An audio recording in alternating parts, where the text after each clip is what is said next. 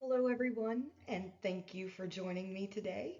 Welcome to the realm of Misty's Histories.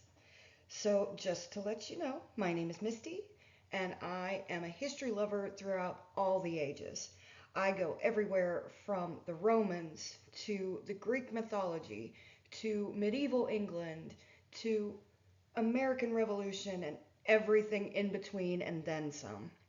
These are just some of the stories that I found very interesting and very entertaining, and I felt why not share them with everyone.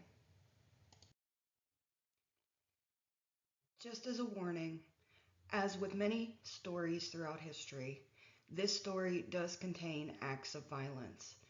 If you are uncomfortable with that, please do not continue watching. Otherwise, I hope that you enjoy the story. Today's first episode is going to be the French failure. The failed settlements of Charlesfort and Fort Caroline. But I want to focus on the failed settlement of Fort Caroline. But I cannot tell the story about Fort Caroline without telling the story of Charlesfort. Fort Caroline would be established along the St. Johns River, what the French would call the River of May, in present day Jacksonville, Florida. It would last from May of 1564 through September of 1565. During the 16th century, the Spanish are basically dominating the New World exploration. They're becoming very wealthy by doing this. And France kind of wants a piece of the action. But they also have an issue with religious tension. During this time in Europe, you have the Protestants and the Catholics, and eventually civil war is going to break out. It's just a matter of when. Tensions are very high. And so the admiral of the French fleet has decided that it might be a good idea to establish a Protestant settlement in the New World. This is great. This could be killing two birds with one stone. We could let the Protestants go there, they could worship as freely as they want to, and France could get the wealth that's coming from the New World. It's a win win, right? So Admiral Coligny would charge Protestant Captain Jean Ribault with exploring what we know today to be the southeast coast of the United States in search of a suitable place to establish a Protestant French settlement. He would sail out in 1562 along the coast of Florida up through what would be modern day Virginia, North Carolina area.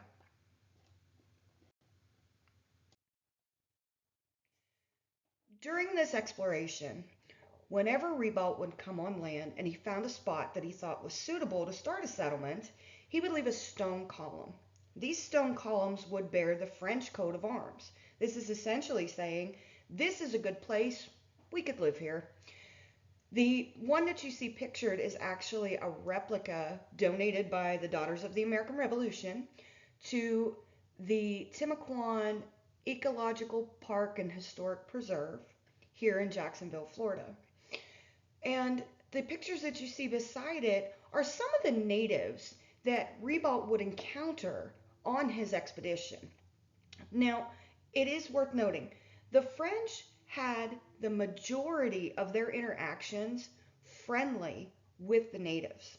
These Timaquan speaking natives, especially that were here in the Jacksonville area, such as Satarwa, Athor, and Altina, were on very friendly terms with the French.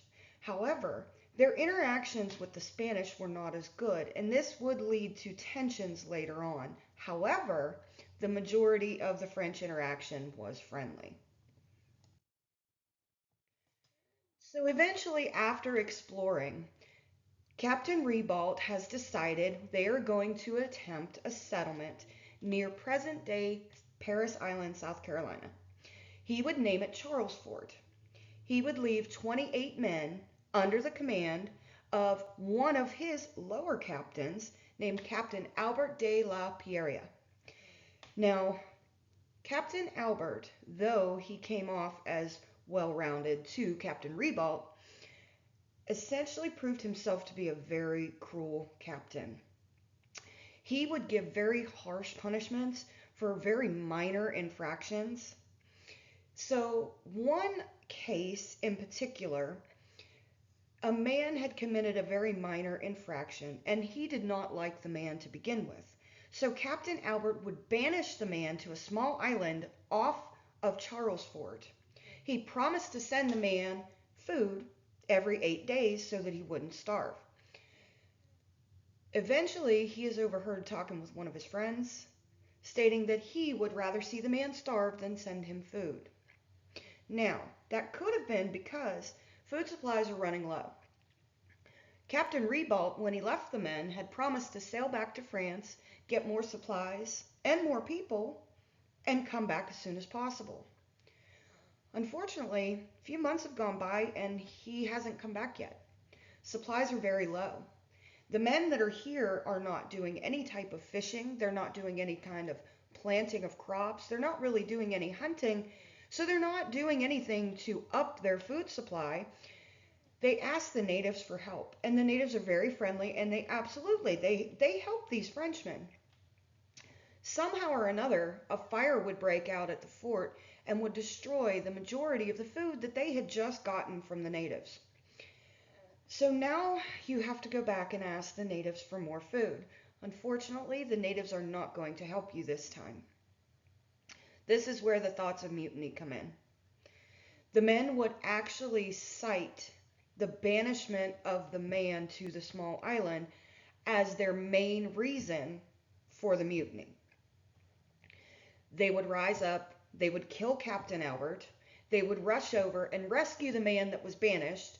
When they got there, they said that he was basically at death's door. So they bring him back to the fort, they try to nurse him back as best as possible, and then they take the vote. Do we stay or do we go? All but one of them elected to go.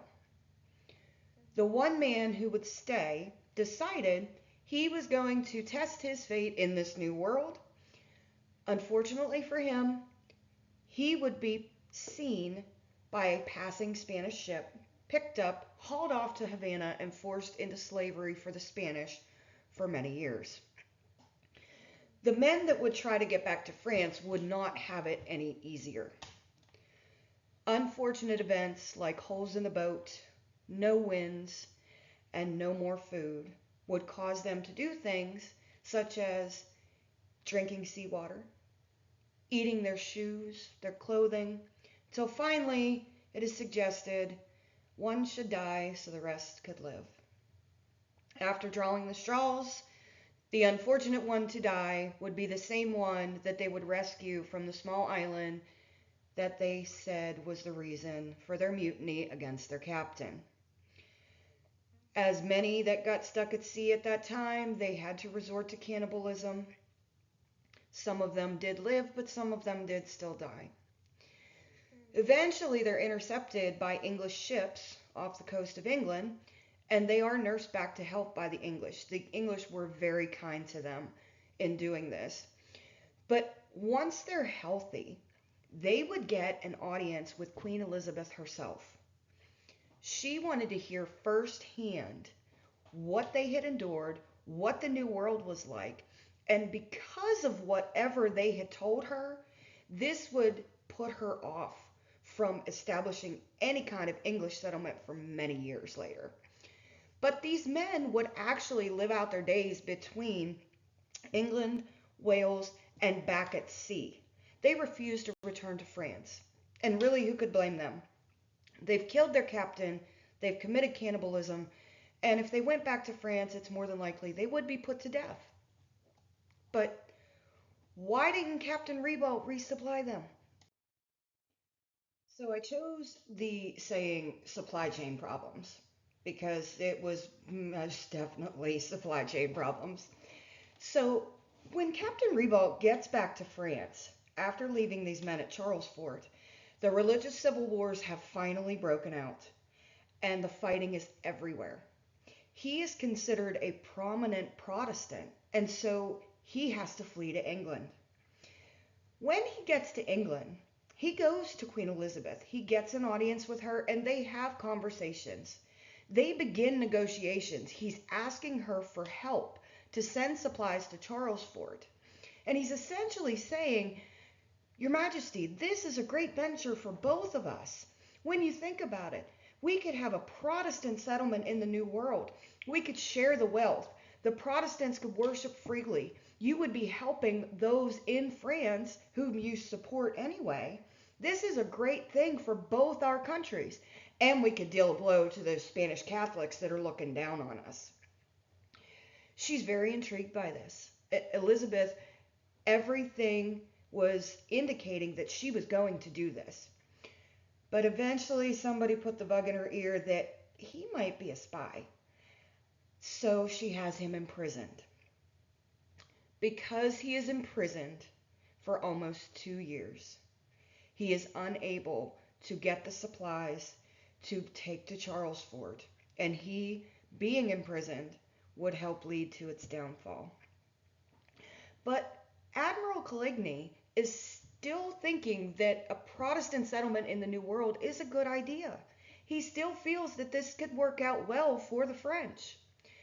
He has decided that since he's not quite sure where Ribault has went, he thinks he knows, but he's not positive, he is going to charge a man who was Ribault's second in command on his exploration of the southeast coast.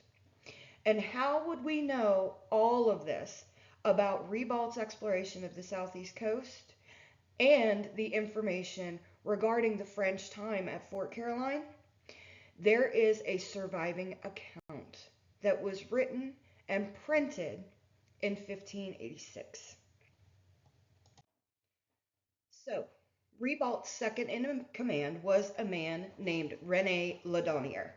He would establish Fort Caroline in what is today Jacksonville, Florida, off the St. Johns River in May of 1564.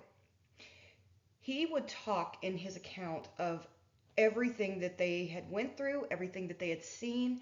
He does very detailed drawings of the flora and fauna here within the area. He also stresses his need to have friendly relations with all of the local native tribes. You had, of course, issues with some. There would always be issues with some. But the majority of their interactions were friendly. You would also have some of those natives coming to him asking for soldiers so that they could go to war with neighboring tribes. But he was very hesitant to do this. He felt we should keep on good terms with all the natives. And essentially, he's right.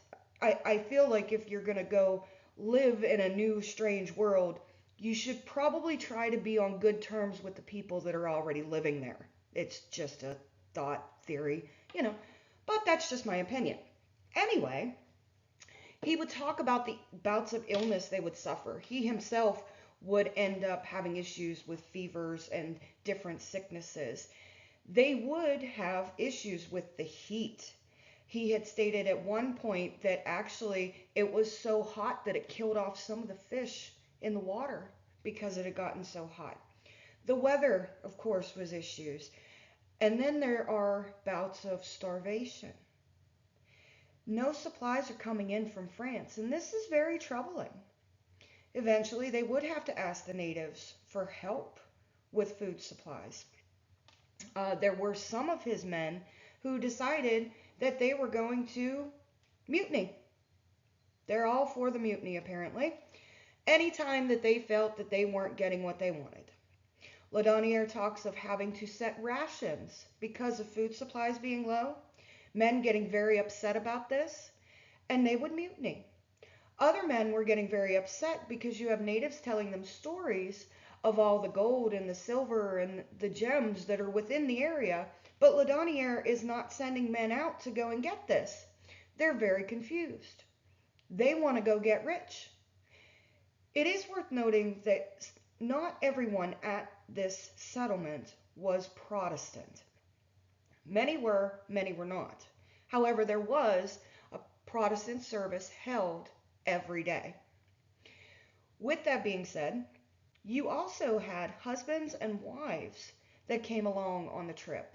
And there is evidence that There were babies born at Fort Caroline during this time between 1564 and 1565. They're going through so many issues and they are struggling, but they're still going. They've had these two acts of mutiny which have depleted a lot of their supplies. They've been here for over a year and they have had no reinforcements come from France. And so finally they decide that they are going to go home. But then someone shows up. On August 3rd, 1565, English Captain John Hawkins would be led to Fort Caroline by a man named Martin Atinas. Now, Martin had actually sailed with Laudonnière and Ribault on their exploration, so he knew exactly where Fort Caroline was. Captain John Hawkins and his crew needed fresh water. So he thought, why not? We'll go on land and we'll trade. It'll be fine, right? He comes on land and he has nothing but pity and sorrow for the state of these poor people. They are half starved. They are attempting to make these preparations to go back to France. And it is slow going. And he sees that they don't have enough ships to take everybody back. And he first says, I will take you home. Get on my ships right now. I will take you home. Well, now Laudonnière does not know this man. He is taking Martin Atinas' word that he's a good man, but he also doesn't know what the relationship is like between England and France. So he has to consider, even though every one of the settlers is like, yes, please take us, let us go, there's things he has to think about. What if this man doesn't take us to France? What if he takes us to England instead? Or what if he takes us to France and then him and his men come back and they claim this land in the name of England? Well, then this isn't working out at all. I can't do this. So he has to decline this offer. And he has to be a little skeptical of John Hawkins because there always was the old adage, the French don't trust the English don't trust the French. However, Captain Hawkins would actually prove himself to just be a downright good human being. Eventually, they would come to an agreement. They would get everything in writing. He would leave a small ship from his fleet. He would give food supplies. He would give them so much. They would actually use their artillery as payment for the supplies and the ship that he was giving them. They would end up paying very little, and John Hawkins would give very much.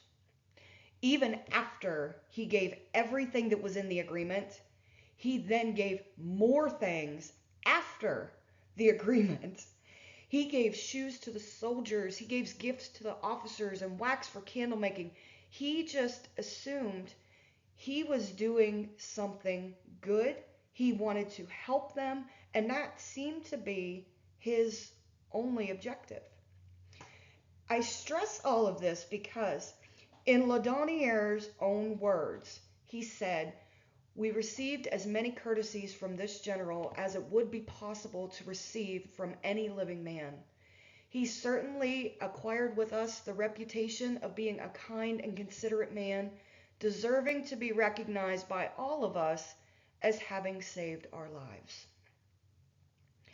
Again, they have been at this New World settlement for over a year and have had no reinforcements. They have had more help from this English captain than they had from their own king and countrymen. So one correction I want to make from an earlier slide. Laudonnière's first-hand account. I had stated that it was written and published in 1586. However, evidence seems to suggest that he wrote the account well before it was published in 1586. But it has been published. It is translated from French to English. If you'd like to read it today, it is actually a very good read about a first-hand account of the New World and 3 voyages, just saying. Absolutely worth a read. If you would like to see a surviving copy of the original print, over at the Timaquan Ecological Park and Historic Preserve in the Visitor Center, they actually have a copy that you can see for yourself. However, moving on a little bit, due to time, I'm going to have to split this one up into two parts. But I would like for you to keep in mind for the conclusion of our story, you will have to decide, was the aid that came from Captain John Hawkins a blessing or a curse to the settlement and settlers of Fort Caroline? I wanted to say thank you so much for watching today, and I hope that you will join me for part 2 of the French failure, Charlesfort and Fort Caroline.